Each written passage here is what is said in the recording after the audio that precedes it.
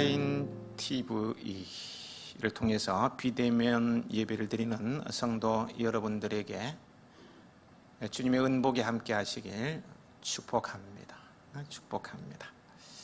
오늘도 주님의 은혜입니다. 미국 인디애나 주의 어떤 시골 마을에 뇌질환을 앓고 있는 15세 소년 브라리언이 살고 있었습니다.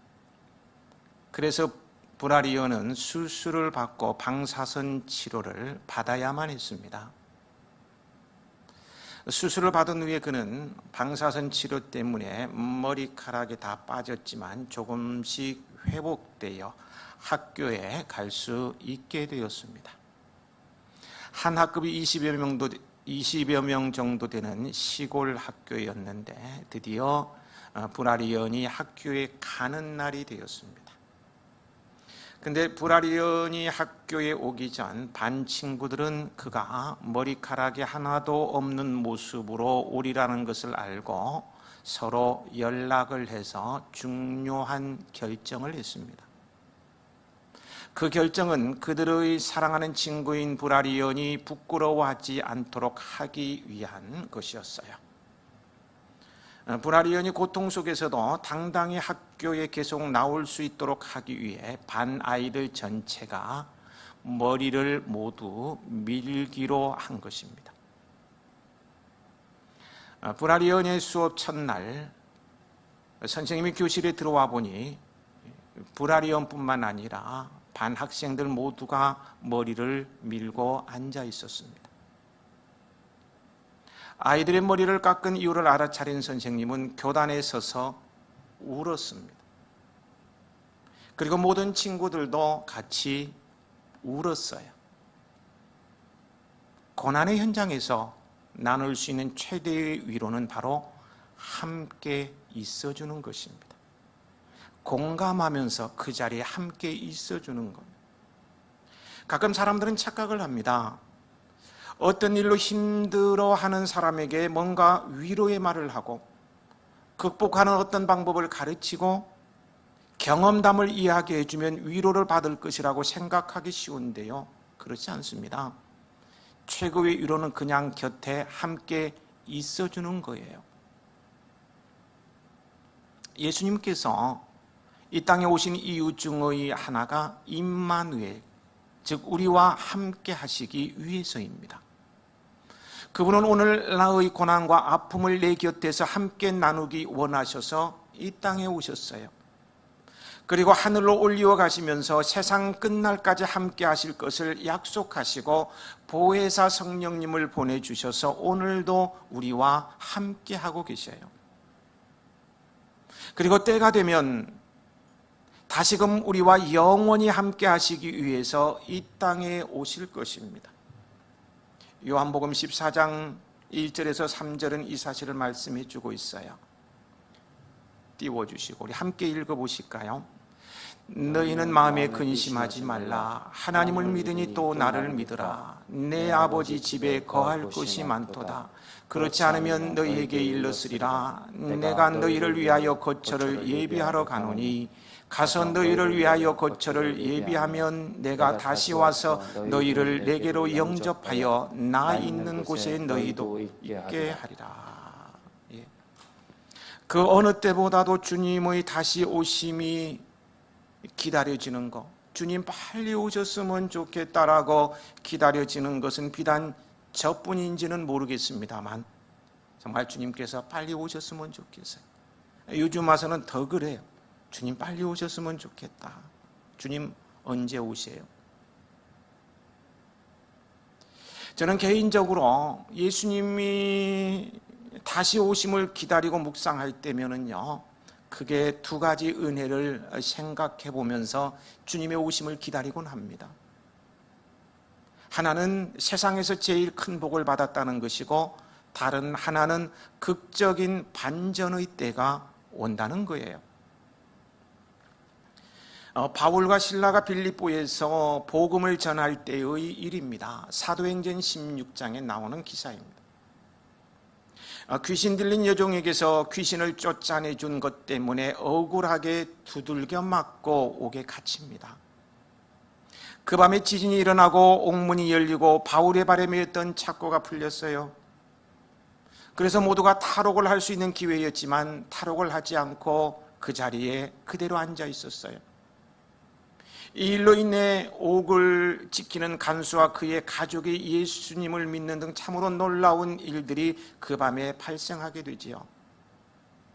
그런데 이렇게 옥에서의 급박했던 밤이 지나고 다음 날 아침이 되자 상관들이 부하들을 보내어서 바울과 실라를 풀어주라고 지시했습니다. 여러분, 왜 갑자기 이런 결정이 내려졌습니까? 가둘 때는 언제고 왜 갑자기 풀어주라는 거예요? 바울과 실라에게서 죄를 찾을 수 없었기 때문입니다. 사실상 귀신 들린 여종이 귀신을 쫓아낸 것은 누가 바라도 잘한 일이고요, 칭찬해 줄 일입니다. 감사패, 공로패 이런 걸 주어야 할 일 아닌가요? 그런데 잠시 군중들의 소동으로 판단력을 잃고 바울과 실라를 가둔 것이지.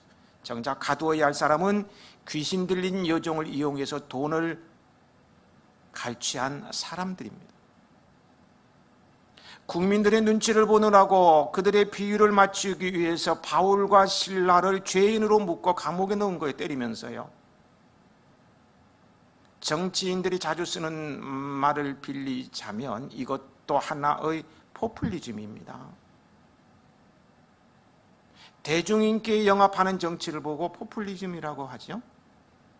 전국민 재난기금 지급, 선거를 앞두고 표를 의식한 대표적인 포퓰리즘이라고 많은 분들이 공격을 하고, 그게 포퓰리즘인지 아닌지는 잘 모르겠어요. 그래서 온 국민이 다 받았다고 합니다. 저는 안 받았어요, 끝까지. 그들은 대중들의 환심을 사고자 바울 일행을 감옥에 가뒀던 거예요. 하지만 냉정히 가만히 생각해 보니까 정작 가둬야 할 사람은 바울 일행이 아니고 귀신 들린 여종을 이용해서 돈을 갈취한 사람들이었습니다.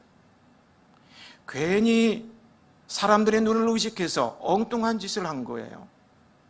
결국 그들은 바울과 실라를 풀어주지 않을 수 없었던 거예요. 물론 그 배후에 주님이 역사하셨습니다만, 이는 정의는 반드시 승리하고 시간이 지나면 선과 악이 뚜렷하게 밝혀질 날이 반드시 온다는 것을 보여주는 거예요. 18대 여대 야소의 국회의 출발과 함께 동성애 차별금지법이 큰 반항을 일으키고 있습니다. 때는 이때다 라고 생각하는 이들이 있는 것 같아요. 그래서 동성애 혁명이요, 미국 등 유럽에서는 성공했고요, 한국에서는 아직 성공하지 못했는데 이번 기회에 한국에서 성공할 것이라고 예측하는 이들이 많습니다. 아직까지도 복음적인 기독교인들이 결사적인 반대에 부딪혀서 10년 동안 시도했지만 실패했어요. 그러나 절호의 기회가 왔다라고 생각하고 있습니다. 안타깝죠. 국회에 상정되어서 표결에 들어가면 국회에 나가서 1인 시위 농성하겠다는 목사님들이 계시는데요, 아마 저도 거기에 동참하지 않을까 생각을 해봅니다. 우리는 끝까지 반대할 수밖에 없습니다. 비성경적이고 비진리이고 가치관의 운동을 가진 정의도 아닌 거예요. 그렇기 때문에 우리는 끝까지 반대해야 되는 겁니다. 저는 그렇게 생각합니다.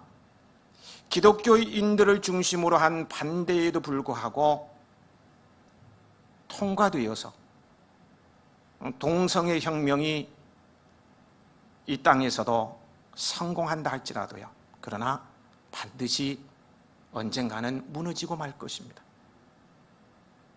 거짓 위에 세워진 것은 언젠가는 무너지게 되어 있습니다. 공산주의 혁명을 일으켰을 때에 참 놀라운 일들이 일어났지 않습니까? 제가 중학교 때인가 베트남 캄보디아까지 막 공산화되는 것을 보면서 겁먹었어요. 야, 이러다가 온 세상이 붉은 물 들이겠구나. 막 승승장구했습니다. 그런데 거짓 뒤에 세워진 사상이었어요. 70년 만에 누가 무너지리라고 생각했습니까? 완전히 무너져 버렸어요. 소돔과 고모라 잘 나갔습니다. 그러나 한순간에 무너지고 말았어요. 폼페이 없어졌죠. 로마, 사촌 간의 남매 간의 성병 때문에 사촌 간에 결혼해야 되는 그런 상황 가지고 막 동성애 천국이라고 했지 않습니까? 로마가 사라졌어요. 동성애 혁명이 성공한 것 같지만, 그래서 우리 믿는 사람, 성경대로 살려고 하는 사람들은 잠시의 고난과 핍박이 있겠지만 진리가 승리할 날이 반드시 올 것입니다. 반전의 때가 옵니다. 바울 일행은 급박했던 밤을 지내는 사이에 주님은 조용히 반전을 준비하고 계셨던 것입니다. 우리 주님은 조용히 일하십니다. 바울과 실라를 풀어주자 바울은 자기가 로마인임을 밝혔습니다. 그러자 기고만장하던 상관이 두려워하여서 바울 일행에게 오히려 머리를 숙이고 그 곳을 떠나기를 간청하게 됩니다. 얼마나 극적인 반전입니까? 밤사이에 사태는 역전이 되고 기고만장하던 권력자들이 고개를 숙인 거예요. 바짝 엎드린 거예요. 여러분 잘 들으십시오.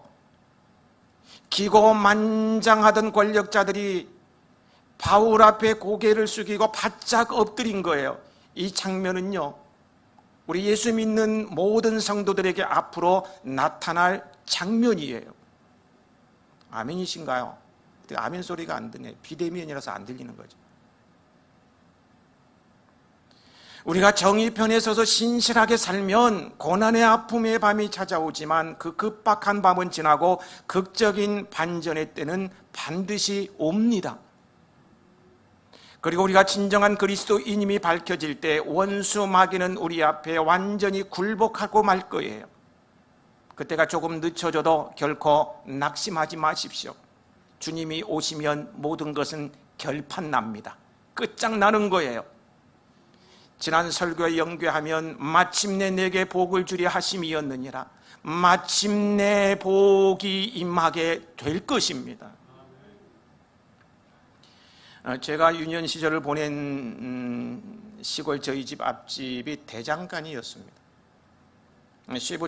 쇠붙이를 망치로 두들겨 연장을 만드는 것을 늘 보면서 성장했어요. 시벌겋게 달구고 때리다가 물속에 집어넣고 식히고 또 시벌겋게 때리다가 물속에 집어넣고 그렇게 하면서 연장을 만드는 것이었습니다. 그런데 대장장이가 보통 연장을 만들 때는요, 이 달궈진 쇠를 적당히 두들기지만 보검을 만들 때는요, 땀 흘리면서 계속 두드립니다. 그냥 연장을 만들 때는 10번 두드린다면 100번 이상 막 두드려요. 계속 두드려요.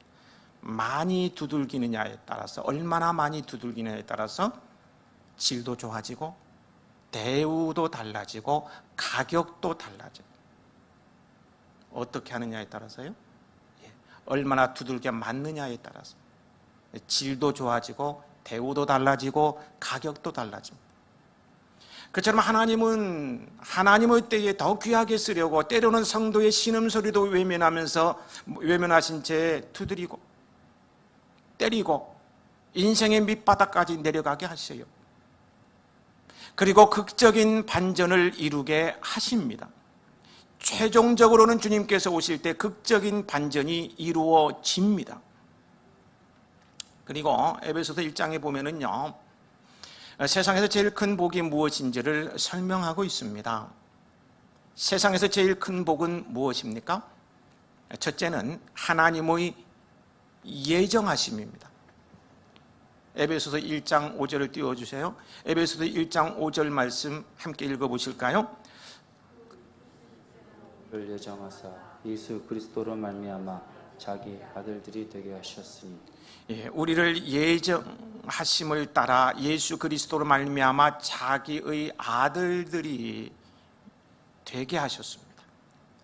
12절로 넘어가 보면은요, 모든 일을 그의 뜻의 결정대로 일하시는 이의 계획을 따라 우리가 예정을 입어 그 안에서 기업이 되었으니 라고 했습니다.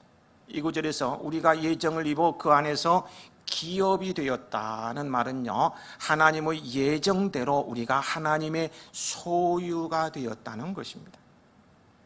우리가 하나님의 자녀가 되고요, 하나님의 기업, 즉 구원받은 것은요, 하나님이 창세전에 미리 예정하신 거예요. 그러므로 하나님의 예정하심은 하나님의 무한하신 사랑을 잘 보여줍니다. 그 예정을 따라 때가 되면 외아들을 우리에게 보내시고 우리의 죄악을 대신하여 십자가에 달려 죽게 하심으로 죄값을 다 치르셨어요. 그리고 그 아들 예수님을 믿으면 하나님의 자녀가 되게 해주시고요, 하나님의 소유요 기업으로 살게 해주시는 거예요. 이 예정하심의 교리를 볼 때에 하나님은 과거에도 우리를 지켜주셨고 미래에도 우리를 지켜주실 거예요. 이 약속을, 과거에도 우리를 지켜주셨고 미래에도 지켜주실 주님의 예정하심, 이 약속을 붙들고 여러분은 사십시오. 미신을 믿는 사람은 운명과 팔자를 믿지만 성도는 하나님의 예정을 믿는 사람들이에요. 예정이란 다 결정되었다는 의미보다는 다 약속되었다라는 의미가 더 큽니다. 그런 의미에서 기독교의 예정론은 가장 복된 교리 중에 하나입니다. 하나님은 집을 다 지어서 주시기보다는요, 집을 건축할 수 있는 여건과 자재들을 주시는 분이에요. 그 여건과 자재를 최대한 활용하면 누구나 할 것 없이 멋진 인생의 집을 지을 수 있습니다. 성공적인 삶을 살 수 있다는 거예요. 제가 여러분에게 확신 있게 말씀드릴 수 있습니다. 이것은 100% 사실이에요. 분명히 말씀입니다. 확신 100%예요. 우리 가운데 거지로 예정된 분은 한 사람도 안 계세요. 꼴찌로 예정되고 실패하기로 예정된 사람은 단 한 사람도 없어요. 100% 사실이에요. 제가 확신 있게 말씀드릴 수 있어요. 하나님의 약속을 붙들고 나가면 누구나 성공적인 인생을 살 수 있습니다. 주님의 예정하심을 입은 여러분은 잘 들어보세요. 잘 되실 것입니다. 점점 잘 되실 거예요. 끝까지 잘 되실 것입니다. 그러면 나는 복된 존재가 될 수 있다고 믿으십시오. 믿으세요. 믿으시길 축복합니다. 사람에게 생각처럼 소중한 것은 없습니다. 한 사람의 운명은 그 사람의 생각에 따라 달라진다는 말도 있어요. 현재의 상황은 대개 그 사람의 생각의 결과입니다. 생각이 고상한 사람은 고상하게 되고 생각이 악한 사람은 악하게 됩니다. 따라서 인생을 바꾸려면요, 생각부터 바꾸어야 합니다. 바른 꿈을 가지고 바른 생각을 해야 합니다. 그것이 복받는 비결입니다. 아브라함 링컨은 16살 때에 노예 매매 장면을 보고요, 사람을 주고 파는 이런 일이 있을 수 없죠. 근데 이 노예 장면을 보면서요, 노예 제도를 폐지하겠다는 꿈을 가졌습니다. 그런 꿈을 가졌기에 그 꿈을 이룰 수 있는 복을 받았어요. 그 복이 구체적으로 뭔지 아십니까? 그 복이 뭐예요? 대통령이 된 것입니다. 최고의 통치자 대통령만이 노예 매매 문제를 해결할 수가 있기 때문에, 노예 제도를 폐지할 수가 있기 때문에 그 꿈을 이룰 수 있도록 하나님께서 최고의 자리로 올려주신 거예요. 욕심과 공명심을 버리고 순수한 마음으로 거룩한 꿈을 가지면 그 꿈을 이룰 수 있는 역경과 환경을 하나님께서는 만들어 주시는 거예요. 때로 꿈을 이루는 과정에 어려움도 있지만 결코 여러분은 포기하지 마십시오. 흔들리지 않고 거룩한 꿈을 붙잡고 버티면 좋은 날은 반드시 올 거예요. 포기하고 싶은 마음은 결코 하나님이 주신 마음이 아니에요.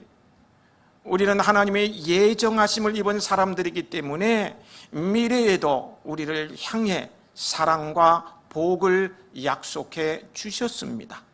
그 예정을 믿고 담대하게 나아가야 합니다.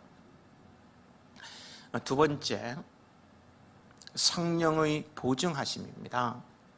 계속해서 예배소서 1장 13절을 보면은요, 그 안에서 너희도 진리의 말씀 곧 너희의 구원의 복음을 듣고 그 안에서 또한 믿어 약속의 성령으로 인치심을 받았으니 라고 했습니다.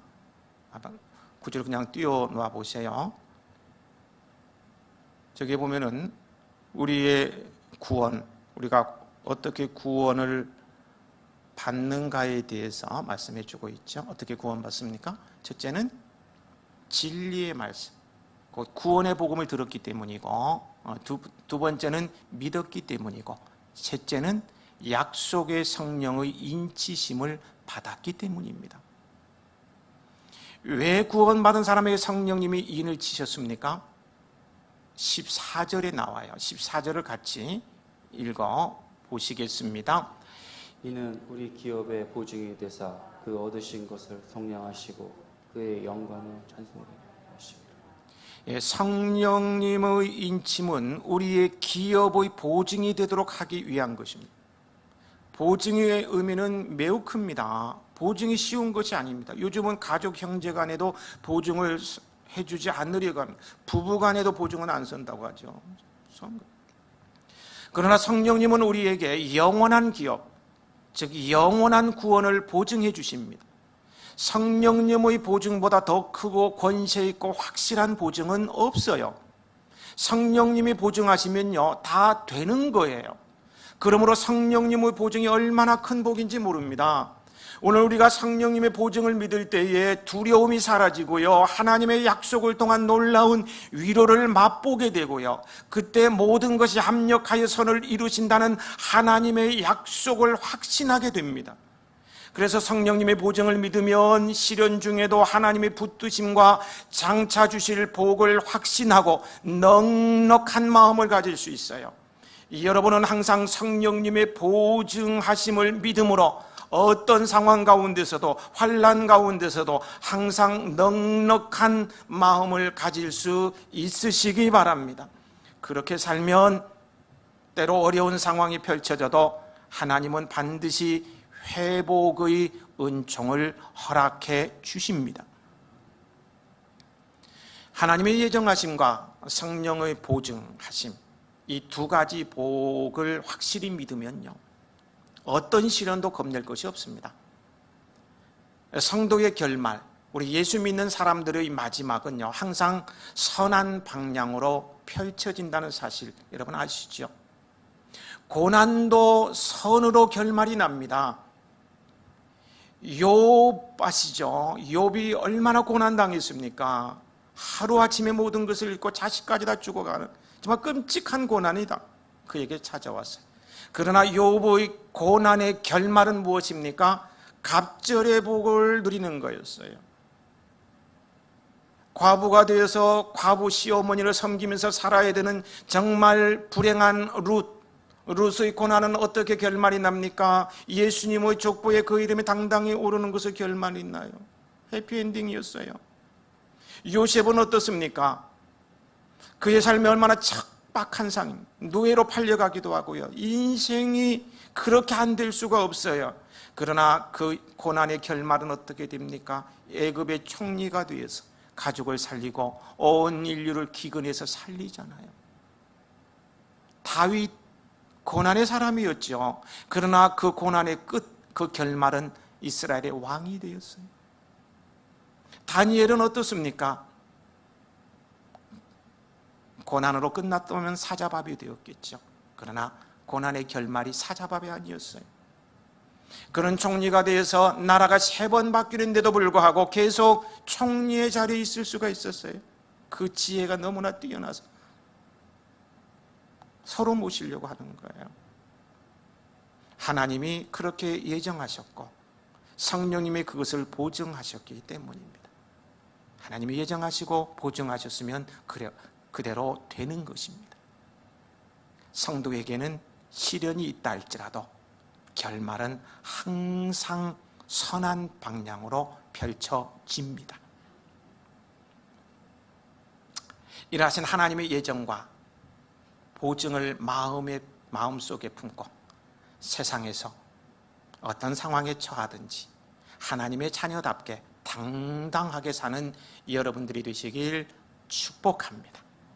극적인 반전의 순간이 다가옵니다. 이런 놀라운 주님의 은총을 어떻게 누릴 수 있을까요? 예수 그리스도 안에서 가능합니다. 그래서 예수님을 깊이 생각하면 생각할수록 위로가 되고 힘을 얻게 되고 새로운 꿈을 꾸며 무슨 일이든지 이룰 수 있는 거예요. 오늘 본문은 예수를 깊이 생각하라고 말씀하고 있습니다. 이에 앞서서요, 앞 구절인 2장 18절에 예수님은 시험 받는 자들을 능히 도우신다고 했습니다. 2장 18절 띄우시고 함께 읽어보실까요? 그가 시험을 받아 고난을 당하셨은즉 시험 받는 자들을 능히 도우실 수 있느니라. 예, 예수님께서 이미 시험을 받아 고난을 당하셨기 때문에 시험 받는 자들의 마음을 능히 헤아리시고 그들과 공감하시며 그들을 도와주십니다. 오늘 여러분이 당하는 고난이 무엇이든지 간에요, 주님께서는 여러분의 마음을 헤아려 주시고 여러분과 공감하시며 여러분을 도와주십니다. 근데 주님이 하시면요, 다 됩니다. 여러분도 경험하셨을 것입니다만 신기한 것은 주님이 돌보아 주시면 이상할 정도로 길이 열린다는 거예요. 막혔던 수도관이 뚫려서 물이 펑펑 쏟아져 나오듯이 주님께서 하시면 모든 것들이 풀려진다는 거예요. 들어보세요. 안진병이에게 예수님께서 달리 다굼하니까 일어났어요. 나면서부터 앞을 보지 못하는 맹인에게 예수님께서 에바다 하시니 눈이 열렸어요.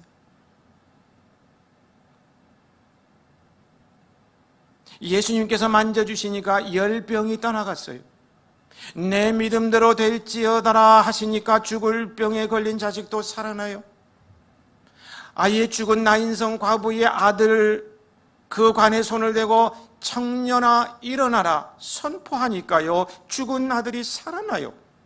신기하죠. 예수님이 도우시면 다 되는 거예요.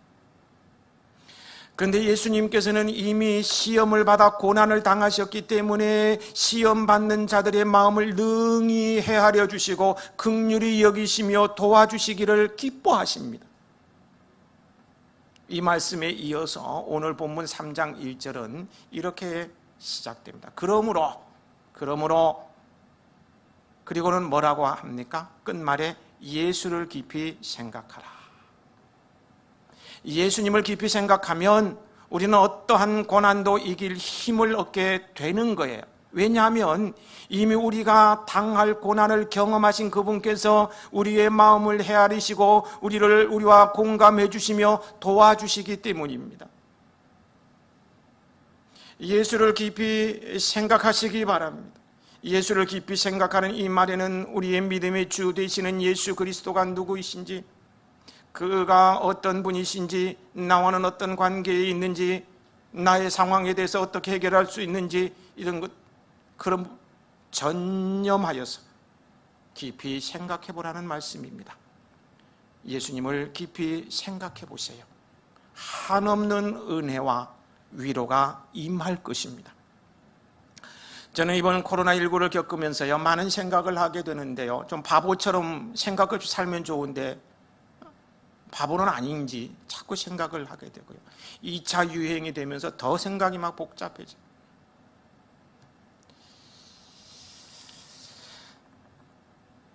이런 코로나를 겪으면서 한국 교회를 향해서 지금 교회가 온상으로 지금 지목되고 손가락질하고 돌을 던져도 할 말이 없다. 그런 상황이죠. 이런 상황을 보면서요, 우리 한국 교회를 향해서, 물론 우리 교회도 포함해서요, 복음으로 돌아가라는 하나님의 사인이 아닐까요? 그렇게 생각해 봅니다. 교회 내 인본주의 등 비복음적인 사상, 윤리, 요소들을 제거하는 작업을 주님께서 하시는 것 같아요. 복음에 거칠해한 것들 다 주님께서 이번 교회 다 깨부실 것 같습니다. 교회를 난도질하면서 다 깨부실 거예요. 거품을 빼고 찌꺼기까지 다 걸러내고 순수한 복음으로 재무장하는 길만이 살 길입니다. 복음이 생명이에요. 복음만이 생명이에요. 복음만이 살릴 수가 있어요. 그런데 한국 교회는 복음 외에 너무너무 많아요. 교회 안에 복음 외에 너무너무 많아요. 이것저것 이것저것.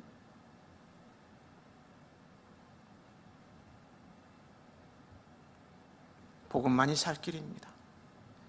그러기에 우리는 예수를 깊이 생각해야 합니다. 예수님을 깊이 묵상해야 돼요. 그분이 어떤 분이신지 깊이 생각해야 됩니다. 코로나19는 우리로 복음으로 돌아가서 예수를 깊이 생각하라는 주님의 강력한 사인으로 받아들일 수 있으시기 바랍니다. 1절 말씀, 오늘 본문 같이 한번 읽어 보시겠습니다. 그러므로 함께 하늘에 부르심을 받은 거룩한 형제들아, 우리가 믿는 도리의 사도이시며 대제사장이신 예수를 깊이 생각하라. 왜 우리가 예수님을 깊이 생각해야 할까요? 우리가 예수님을 알면 알수록요, 우리의 신앙에는 실패가 없어요. 왜 사람들의 영혼이 약해집니까? 다른 여러 가지 이유가 있지만요, 가장 큰 이유는 예수님에 대해서 잘 모르기 때문입니다. 알려고 하지 않아서 그래요. 왜 사람들이 잘못에 빠지고 실패하는지 아십니까? 확신이 없기 때문입니다. 왜 확신이 없어요? 예수님에 대한 깊은 묵상이 없기 때문입니다. 그러나 예수님을 깊이 묵상하고 예수님이 어떤 분이신가를 아는 사람은요, 구원받았다는 확신이 있고 주님에 대한 신뢰가 있어서요, 어떤 고난 앞에서도 무너지지 않습니다. 넘어지지 않아요.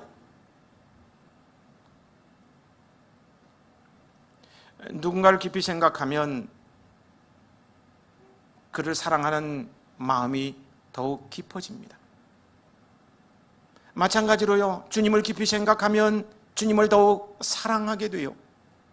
사랑하면 행복해요. 사랑하면 행복합니다. 그러면 우리는 주님을 향한 상사병에 걸릴 정도로 주님을 깊이 생각해야 합니다. 그러면 주님과의 깊은 사랑의 교제가 이루어질 것이고요, 그 교제를 통해 우리는 세상의 그 누구보다도 행복한 인생이 되는 거예요. 부부가 살다 보면 닮는다는 말이 있죠. 서로를 계속 생각하기 때문에, 서로를 계속해서 바라보기 때문이에요. 아이들도 부모들을 닮습니다. 그것이 단순히 유전자 때문만은 아닙니다. 사람은 자기가 생각하고 바라보는 대상과 닮게 되어 있어요. 마찬가지로 우리가 예수님을 깊이 생각하면 할수록 주님을 닮게 됩니다. 그때 주님의 형상이 나의 형상이 되고 주님의 평안이 나의 평안이 될 것이며 주님의 겸손이 나의 겸손이 될 것이고 주님의 능력이 나의 능력이 될 것이며 주님의 비전이 나의 비전이 될 것입니다. 예수처럼 살고 예수처럼 죽겠다는 고백을 하게 될 거예요. 그런데 주님의 형상이 나의 형상이 되지 아니하고 주님의 평안이 나의 평안이 되지 아니하고 주님의 겸손이 나의 겸손이 되지 아니하고 주님의 능력이 나에게 나타나지도 아니하고 주님의 비전이 나에게 없고 예수님을 깊이 생각하지 않는 자의 모습이에요. 예수님을 깊이 생각하면 예수님을 닮게 되어 있습니다. 주님의 형상이 나의 형상이 되는 거예요. 주님의 능력이 나의 능력이 되는 거예요. 주님의 겸손이 나의 겸손이 되는 거예요. 주님의 인격이 나의 인격이에요. 예수님을 깊이 생각해 보세요. 일상생활의 모든 혼잡과 무질서가 사라지고 하늘의 평화가 임함을 느끼게 될 것입니다. 주님을 깊이 묵상할 때 말할 수 없는 기쁨이 있습니다. 예수님을 깊이 생각하고 바라보는 것은 아마 우리를 사랑하시는 예수님이 가장 기뻐하시는 일일 거예요.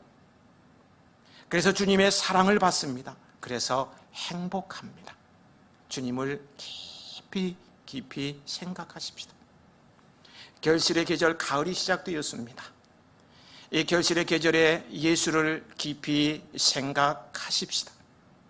가을 내내 예수님만을 생각하십시다. 연말까지 예수님께 우리의 시선을 집중하고 주님만 바라보십시다. 코로나19가 끝나는 그날까지 예수를 깊이 생각하십시다. 상사병에 걸린 사람처럼 예수님만 생각하고 예수님께만 시선을 집중시키며 살자고요. 멍 때리는 사람처럼, 멍청한 사람처럼, 바보처럼 예수님만 바라보며 예수님만 생각하며 살아보자고요. 모든 것으로부터 자유하며 모든 고난을 넉넉히 이기게 될 것입니다. 고난 가운데서 항상 넉넉한 마음을 가지고 살아가게 될 거예요. 우리 인생의 모든 문제의 해답은 오직 예수 그리스도께 있습니다. 그분을 사랑하고 그분에게 집중하면 그분이 도와주시는 거예요. 저는 꿈을 꿉니다. 예수님을 깊이 생각하다가 예수님이 오시면 주님과 함께 영원한 저 천국 영생의 길로 들어가게 될 꿈을 말입니다. 우리 함께 찬양해 보실까요? 찬송가 493장입니다.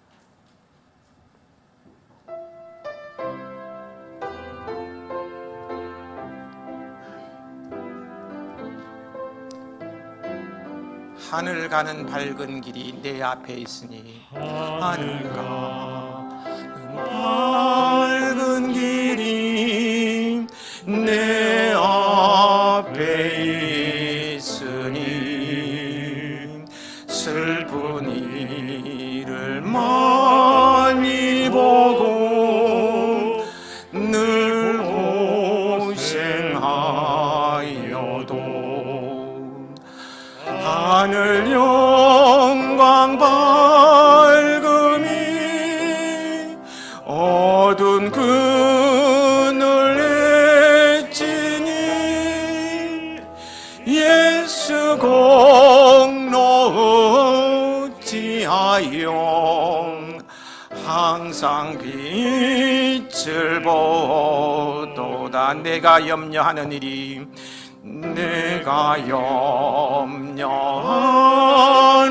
일이 세상에 많은 중 속에 근심 밖에 걱정 늘 시험하여도 예수 보배로운 비 모든 것을 이기니 예수 공로 어찌하여 항상 이기리로다. 내가 천성 바라보고 내가 천성 바라보고 가까이 왔으니 아버지의 영광 집에 나 쉬고 싶도다. 나는 부족하여도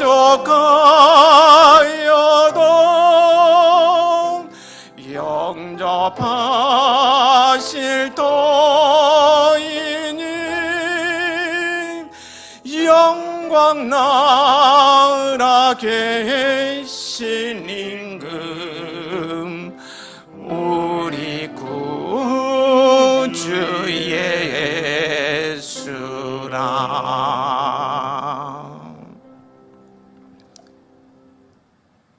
예수님을 깊이 생각하십시다. 아버지 하나님, 이 환난의 때에 예수를 깊이 생각하게 하여 주시옵소서. 예수님의 이름으로 기도하옵나이다.